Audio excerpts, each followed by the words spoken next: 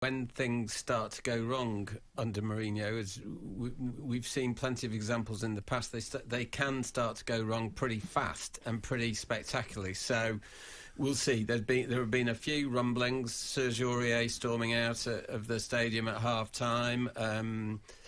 I thought, reading between the lines, you may not have seen it, Danny, because you'd be buried in your record collection or having your dinner or whatever you were doing. But he was fairly critical of Bale without actually being critical of Bale. Reading between the lines after the game yesterday, I think the Dele Alli situation, I don't think is probably going down particularly well amongst the other players. There are some signs that the wheels are coming off a little bit. I mean, I think that in a very, very conservative way, he made a good, Spurs made a good start to this season. There's no getting around that. They seemed to play the chaos that was going on around them pretty well, and in a very conservative way, I think they benefited from what was the sort of anarchy, really, that was happening at Manchester City and Liverpool, the injuries, the uncertainties. They played Arsenal when they were in a terrible run of form, So things were going okay, but I think that, you and I are singing, as we have established, I think, in the recent past, are singing from the same hymn sheet about Spurs' glorious leader, and I think his time, sadly, is past. And I'm waiting for for people like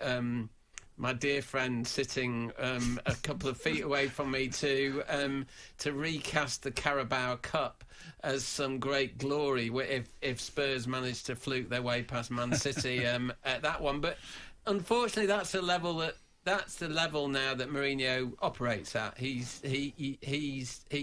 comes to a club and he'll win you one of the second-rate cups, but there's not a lot of evidence that he'll do any more than that. And I think that's what Spurs fans are beginning to realise. And not only will he only win you one of the second-rate cups, he'll do it playing football that, frankly, is not particularly attractive Oliver, to watch. This has been my point from the start. And Sean, you and I have disagreed on air about the necessity of winning things. Of course, you want to win things, but at the end of the season, in English domestic football, usually two teams have won a trophy. That means that 90% of the Premier League have failed to win a trophy. So once you're a part of the general melee that doesn't win trophies, what's left? What's left is the football you get to see. Is it entertaining? Is it dynamic? Is it filling your heart with hope or despair?